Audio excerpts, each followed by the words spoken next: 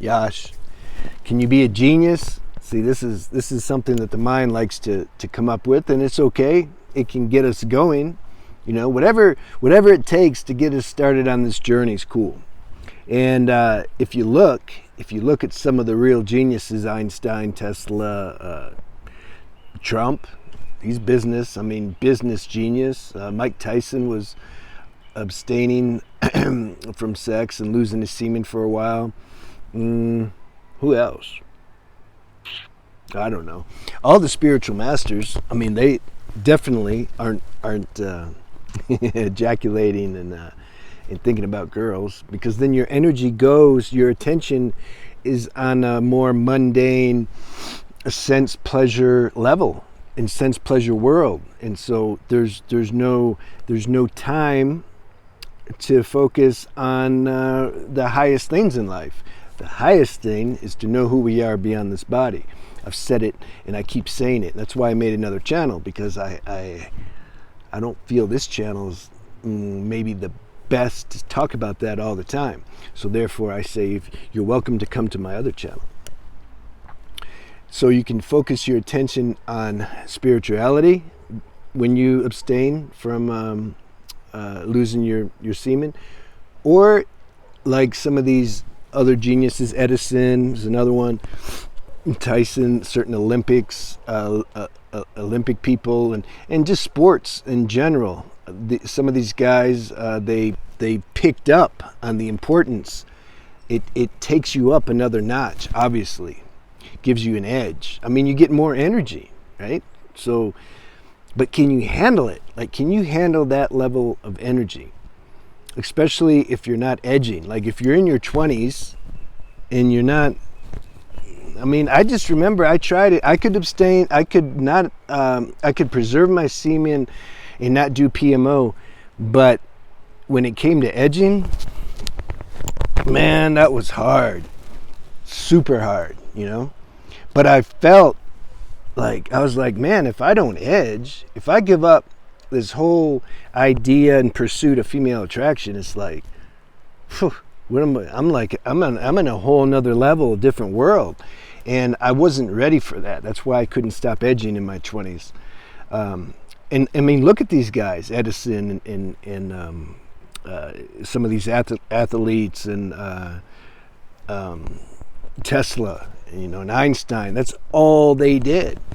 They didn't do anything else except focus on their inventions, and they had plenty of energy to do it. And these guys didn't sleep much, a few hours a night, you know. And they would just be so full on. New ideas would come, intuition, because they want to figure out what they're trying to figure out, you know. And so, like, are you ready for that? See, I wasn't ready for it. The other thing we got to realize, look, genius is intellect. It's a super developed intellect. Being a genius doesn't equal peace. Like, what's your most important thing? Is it inner peace and serenity, or is it being a genius and then people will say, oh, look, he's a genius, and figuring out some new worldly invention? Because when you leave this planet, this stuff, it doesn't matter.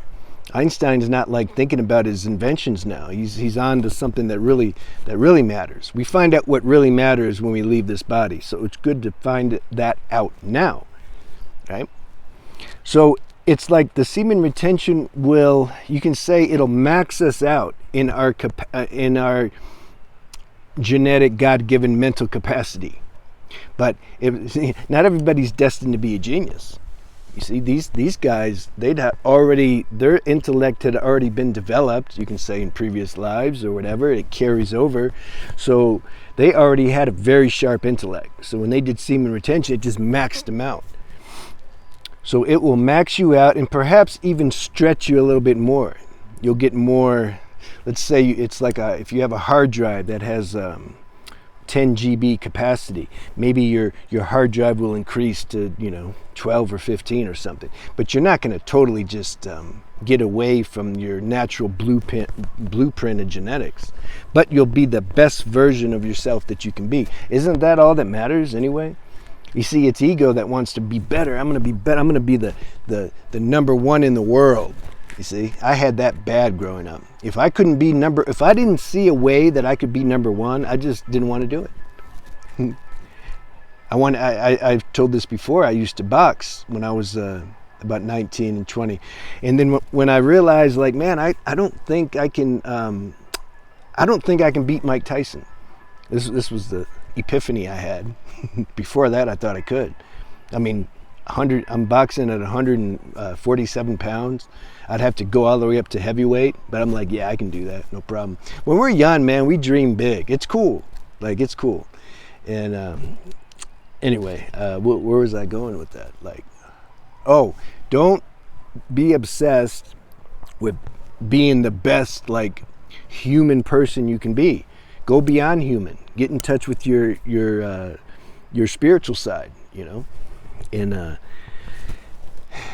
it's just the benefits. Let's say they hit you with the magic wand and you became a genius. Like I said, you'll still be discontent if you haven't developed your spiritual nature.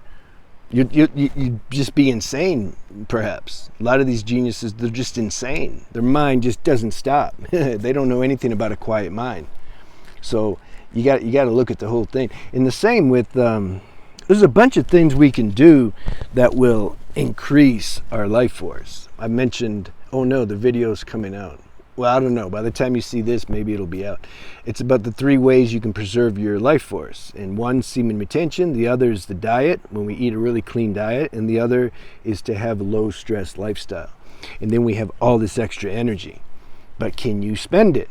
Do you have a vehicle to spend that in? I was fruitarian for about 1.5 years.